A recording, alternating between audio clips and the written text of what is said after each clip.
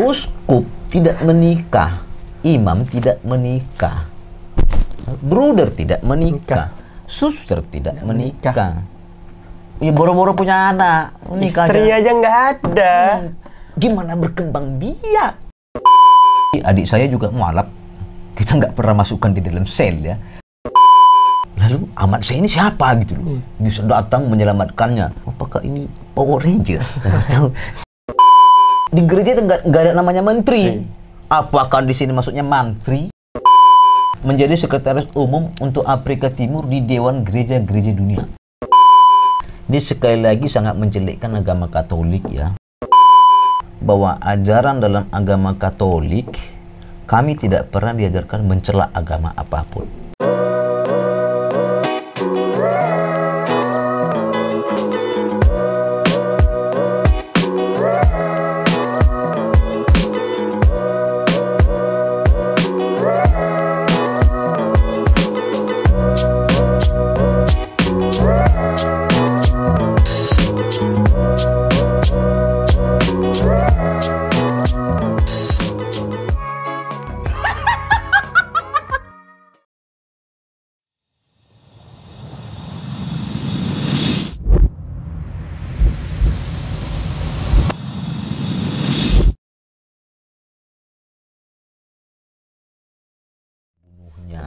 Ini sekali lagi sangat menjelekkan agama Katolik ya. Kita nggak pernah sampai membunuh-bunuh orang hanya karena dia ganti agama. Nggak mungkin lah.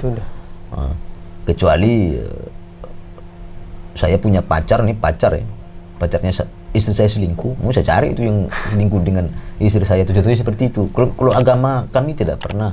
Itu juga dilarang agama sebenarnya, ini kan pribadi saya. Tapi kalau dibilang disebut di sini ada ancaman pembunuhan, nggak pernah lah ceritanya. Terus gereja itu apalagi dipatikan, merintahkan orang bunuh. Terlalu berlebihan. Nah ini terlalu dramatis, sinetron bisa berapa sinetron. Kita lanjut ya. MY Popo mengatakan pada hari dia dibebaskan, polisi datang untuk menangkapnya kembali. Namun menurutnya, para wanita mengatakan mereka akan menentang penangkapan MY Popo secara fisik terhadap polisi. Mereka juga yang membantu MY Popo melintasi perbatasan tanpa diketahui. Para wanita mengatakan, wanita mana sebenarnya ini? Menentang penangkapan MY Popo secara fisik terhadap polisi. Berarti menyerang. Ini wanita ini disuruh menyerang polisi secara fisik, kontak fisik. Ini udah macam pilih India tidak? Kita lanjut.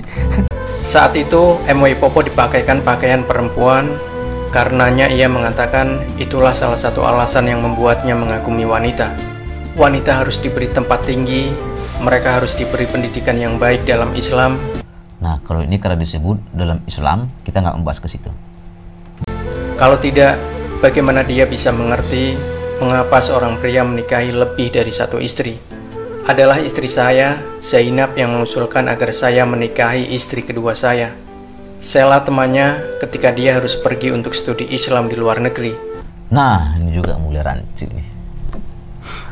Di sini disebut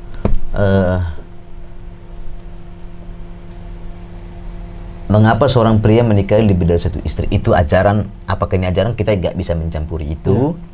Mengusulkan agar saya menikahi istri kedua saya, Sela temannya. Kita nggak mencampuri ajaran itu ya, bahwa boleh menikah tidak. Di sini disebut dia akan menikahi istri keduanya, Sela. Nah, padahal cerita pertama tadi itu dia diusir bersama istrinya. Kita ulangi lagi. Dan juga anak-anaknya. Anaknya. Lalu dia menikah dengan suster yang berubah jadi suster Zainab. Jadi dua-dua itu. Dua. Baru disuruhkan menikah dengan si Sela, temannya. Teman saya ada juga namanya Sela. Nggak tahu Sela yang mana. Ada kan teman kita. Nikah kedua. Sela ini sebenarnya ketiga. Tiga berarti. Mengenai ajaran itu kita nggak campur. Kita next. Kata MY Popo. MY Popo atau Haji Abu Bakar pun berpesan kepada umat Islam.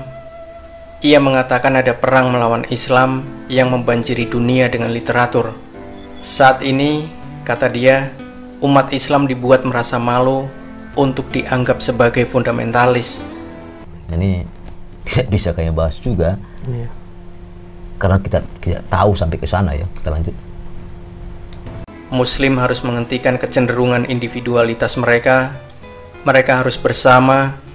Anda harus membela tetangga Anda jika Anda ingin selamat, katanya. Dalam pesannya, ia juga menyerukan umat Islam untuk berani Ia lantas mengutip Ahmed Didat dari Pusat Dakwah Islam Internasional. Orang itu tidak terpelajar, tetapi lihat cara ia menyebarkan Islam. Tambahnya, ini juga kita tidak bisa campuri, Mas. Lanjut. Masya Allah. Sebuah kisah yang mudah-mudahan bisa menginspirasi kita semua. Jangan lupa nantikan kembali kisah-kisah terbaru dari kami selanjutnya. Sampai jumpa. Wassalamualaikum warahmatullahi wabarakatuh.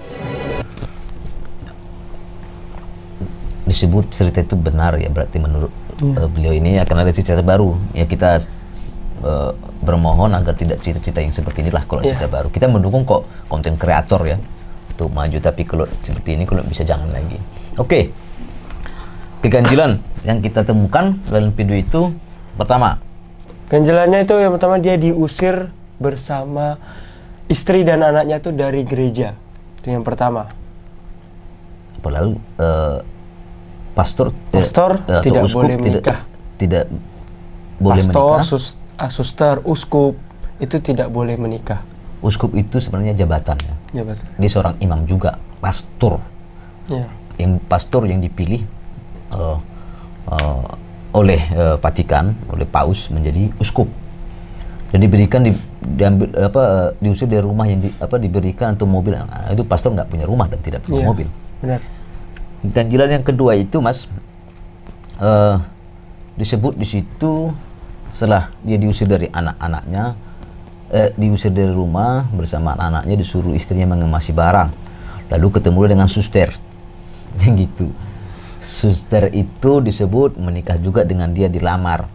Ya. Lalu disebut menikah lagi dengan kedua, padahal itu sebenarnya ketiga kalau menurut cerita ini. Temannya. Kembali lagi, suster juga tidak menikah. Saya tidak tahu apa setelah dia keluar dari agama Katolik dia menikah. Ya, bisa jadi ya. Ya, bisa jadi. Nah, pastor ada juga yang terjadi dan suster yang keluar dari imamnya. Dia tidak keluar dari Katolik. Dia keluar menjadi seorang imam.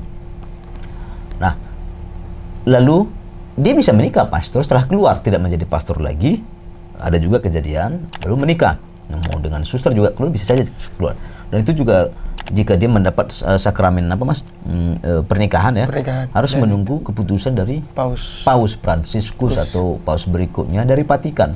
Nah, ini harus dapat surat nih. Iya, harus dapat surat. Surat baru bisa menikah atau mendapat sakramen perkawinan. Oke. Itu kedua. Dan selanjutnya itu kita harus jelaskan dulu nih. Kalau menurut cerita ini tadi bahwa dia umur 25 menjadi seorang pastor, seorang uskup ya. Umur 25 di sekolah BA, doktor, ambil administrasi gereja. Ya. Untuk pendidikan seorang imam itu mulai dari seminari menengah, seminari tinggi, atau seminari atas. Seminari atas, menengah, baru tinggi. Ya kan? Tinggi. Dan setelah masuk seminari tinggi, itu gelarnya sarjana filsafat, SPhil. Nah, setelah itu dari ordonya, itu ada lagi tahapan yang sangat panjang sekali. Enggak langsung seminari tinggi itu langsung jadi pastor, enggak juga. Itu masih panjang prosesnya. Tergantung dari pribadinya, apakah dia udah siap apa belum itu. Nah, setelah seminari tinggi ada lagi jalan panjang, baru menjadi diakon dulu. Dari diakon.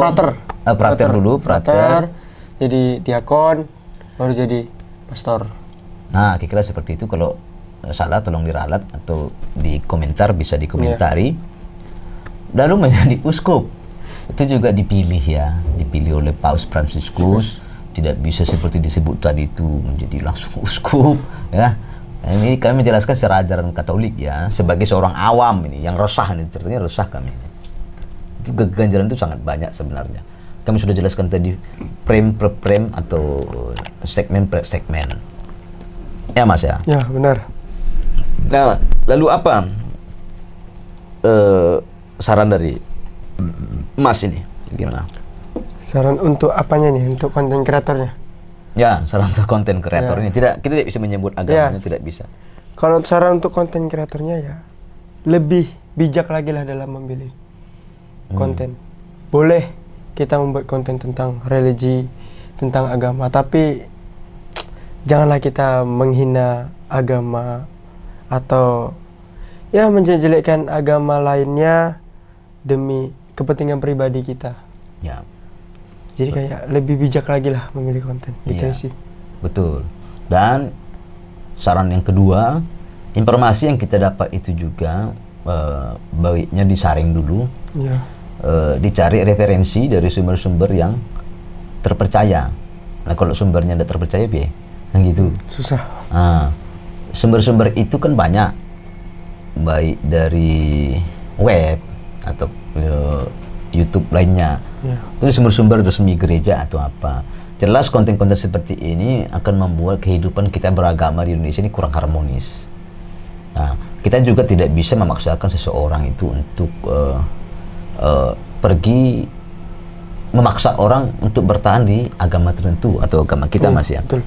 Tetapi kami juga tidak pernah diajarkan untuk membenci agama orang lain, menghina, disebut tadi itu, Mas, bahwa kita untuk Menghina, mencela. itu tidak pernah. Kita tidak pernah. sama sekali. Kalau kita mempelajari agama kita sendiri, misalnya kita Katolik ya, banyak tahapan dalam gereja Katolik itu. Jika seseorang saja masuk Katolik itu masih panjang proses, jadi baptis lagi, ada sakramen. Sakramen ada berapa, Mas? Dalam Katolik itu memiliki 7 sakramen.